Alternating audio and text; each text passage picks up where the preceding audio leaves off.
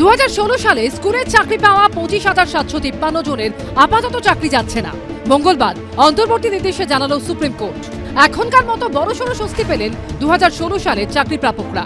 Supreme কোর্টের প্রধান বিচারপতি DY চন্দ্রচূড় জানালেন, যোগ্য অযোগ্য আলাদা করা গেলে গোটা প্যানেল বাতিল করা ন্যায্য হবে না।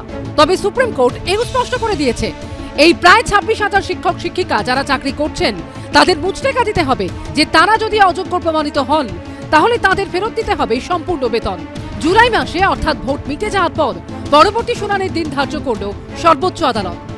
প্রথমে খানিকটা ঘাবড়েই গেছিলাম, কারণ কে কি সাবমিশন দিচ্ছে, অনেক কিছু বলছে শুনানি চলাকালীন, অনেকটা টেন্স ছিলাম। কিন্তু আলটিমেটলি মনে হচ্ছিল যে আমাদের পক্ষটা একটু ভারী আছে। তো সেক্ষেত্রে যেটা আলটিমেটলি একটা স্টেপ উঠলো এবং 16 জুলাই অবধি স্টেটা দেওয়া হলো। আজকে কিন্তু এসএসসি সেখানে অযোগ্যদের একটা নির্দিষ্ট সংখ্যা দিয়েছে, যোগ্যদেরও সেখানে পাওয়া গেল অর্থাৎ নির্দিষ্ট সংখ্যা। কিন্তু আমাদের আরও একটা দাবি থাকছে এই ক্ষেত্রে যে আপনারা যোগ্যদের নামের তালিকা দেবেন, প্রমাণ সহ দেবেন, যাতে আগামী দিনে কখনো আর ডাউট না থাকে যারা যোগ্য হিসেবে বিবেচিত হলো তাদের মধ্যেও আবার কেউ অযোগ্য মিশে নেই। তো শুধুমাত্র হাইকোর্টের রায় চাকরিহারাদের আপাতত চাকরি বহাল রাখাই নয়, এসএসসি প্যানেলের মেয়াদ শেষ হওয়ার পরেও যারা চাকরি পেয়েছেন তাদের 12% সুদসহ 4 সপ্তাহের মধ্যে বেতন ফেরত দেওয়ার নির্দেশ দিয়েছিল কলকাতা হাইকোর্ট। সেই নির্দেশের উপর অন্তর্বর্তী স্থগিতাদেশ দিল supreme court. Next date of hearing 16 July রেখেছে এবং 16 জুলাই শুনানি হওয়া পর্যন্ত আপাতত কারো চাকরি যাচ্ছে না। তাদের একটা আন্ডারটেকিং দিতে হবে যে টাকা পয়সা সব ফেরত দিতে হবে, মামলা হেডেক বলে, এবং সিবিআই তদন্ত চলবে, তার উপরে কোনো স্থগিতাদেশ নেই। এটাই হচ্ছে আদেশ। সুপ্রিম কোর্টের নির্দেশে আপাতত স্বস্তি বহাল রইল রাজ্য সরকারের। অতিরিক্ত শূন্যপদ তৈরির ক্ষেত্রে কলকাতা হাইকোর্টের নির্দেশের পর স্ক্যানারে চলে এসেছিল রাজ্য মন্ত্রিসভাও। আগের দিনে কিছুটা স্বস্তি দিয়েছিল সুপ্রিম কোর্ট। সেই নির্দেশ বহাল রেখে মঙ্গলবার সুপ্রিম কোর্ট জানিয়েছে সিবিআই তদন্ত চলবে, কিন্তু মন্ত্রিসভার বিরুদ্ধে কড়া পদক্ষেপ নিতে পারবে না কেন্দ্রীয় তদন্তকারী এজেন্সি। অর্থাৎ প্রয়োজনে হেফাজতে নিয়ে জিজ্ঞাসাবাদের যে নির্দেশ কলকাতা হাইকোর্ট দিয়েছিল আপাতত তা করতে পারবে না সিবিআই।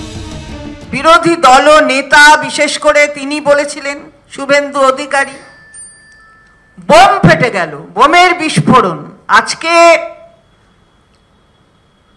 সর্বোচ্চ আদালত তার অন্তর্বর্তী আদেশ দিয়ে যেটা দেখিয়ে দিলেন, ওটা যদি বোম বিস্ফোরণ হয় তাহলে তাকে নিষ্ক্রিয় কি করে করতে হয় সেটা অন্তর্বর্তী আদেশ দিয়ে বুঝিয়ে দিলেন। একটা বিষয় আজকে বিচারপতিদের বক্তব্যে প্রতিষ্ঠিত, যে পুরো বিষয়টা হচ্ছে একটা জালিয়াতি, অনুমোদিত জালিয়াতি, সিস্টেমেটিক ফ্রড। একটা রাজ্য সরকারের কাছে এর থেকে বড় অপমানজনক শব্দ আর কিছু হতে পারে না। সিবিআই তদন্ত চলবে। রাজ্য সরকারের মূল যে উদ্দেশ্য ছিল যে কোনো মূল্যে সিবিআই তদন্ত নিয়োগ দুর্নীতির ক্ষেত্রে বন্ধ করা, সেটা পারা গেল না। স্বাভাবিকভাবেই আবার সেই কিছু মানুষের নাম সামনে উঠে আসবে।